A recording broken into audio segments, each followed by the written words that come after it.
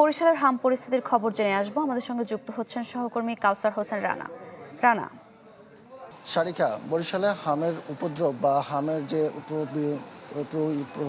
আক্রান্তের সংখ্যা যেটি আছে সেটি কিন্তু দিন দিন বৃদ্ধি পাচ্ছে এবং এই সংখ্যার ফলে যে মৃত্যুর সংখ্যা সেটিও বৃদ্ধি পেয়েছে এবং বরিশাল বিভাগে এই পর্যন্ত মৃতের সংখ্যা 50 পূর্ণ হয়েছে, যার ভিতরে 34 জনই বরিশাল শের-ই-বাংলা মেডিকেল কলেজ হাসপাতালে এবং বরিশাল শের-ই-বাংলা মেডিকেল কলেজ হাসপাতালে এবং পাশাপাশি বরিশাল সদর হাসপাতালে, এই দুটি হাসপাতালে এখন বলা যায় যে উপচে পড়া রোগীর সংখ্যা।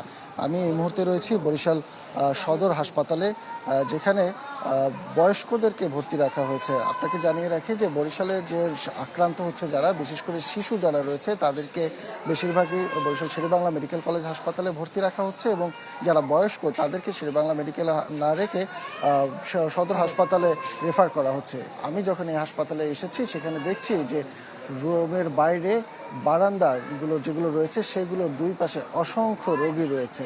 হাসপাতাল সূত্রে আমরা জেনেছি যে এই হাসপাতালে এখন প্রায় অর্ধশত রোগী ভর্তি রয়েছে এবং বরিশাল শের-ই-বাংলা হাসপাতালেও ভর্তি রয়েছে 150 শতাধিক রোগী এবং গত 24 ঘন্টায় বরিশালের হাসপাতালগুলোতে, বিভাগের হাসপাতালগুলোতে প্রায় 150 রোগী নতুন করে ভর্তি হয়েছে।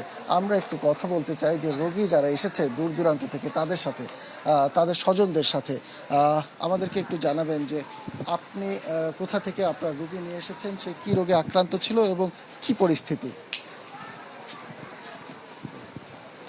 আমি আসছি কলাপাড়া থেকে, কলাপাড়া একবারে সুদূর সেই ধানখালি তাপ বিদ্যুৎ কেন্দ্র থেকে। প্রথম অবস্থায় আমাদের রোগীর জ্বর দেখা দিছে।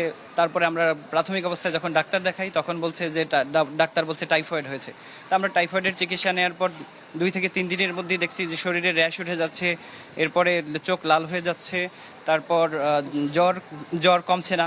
এমতো অবস্থায় আমরা একটা ফার্মেসির সাথে কথা বলি, একজন ফার্মেসির ডাক্তারের সাথে। সে বলছে যে আপনারা দ্রুত বরিশাল হাসপাতালে নিয়ে যান, কারণ এইদিকে ভালো চিকিৎসা, প্রান্তিক পর্যায়ে খুব ভালো একটা চিকিৎসা না থাকায় আমরা বরিশাল আসছি। এখানকার হাসপাতালের সব স্টাফরা আমরা খুবই দেখলাম যে তারা খুবই আন্তরিক এবং তারা আন্তরিকতার সাথে চেষ্টা করছে।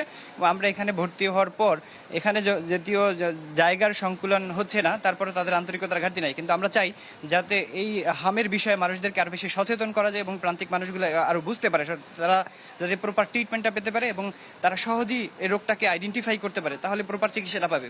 আর তা না হলে ভুল চিকিৎসার কারণে অনেকেই দেখা গেছে দুর্ঘটনার মুখে পড়তে পারে।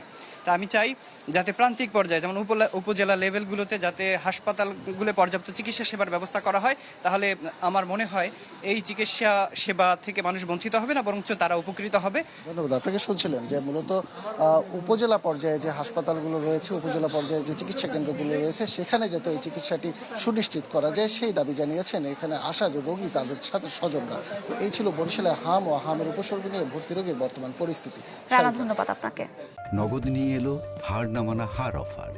সর্বনিম্ন 10,000 টাকা রেমিটেন্স নগদে পাঠালে থাকছে স্বর্ণের হার জেতার সুযোগ।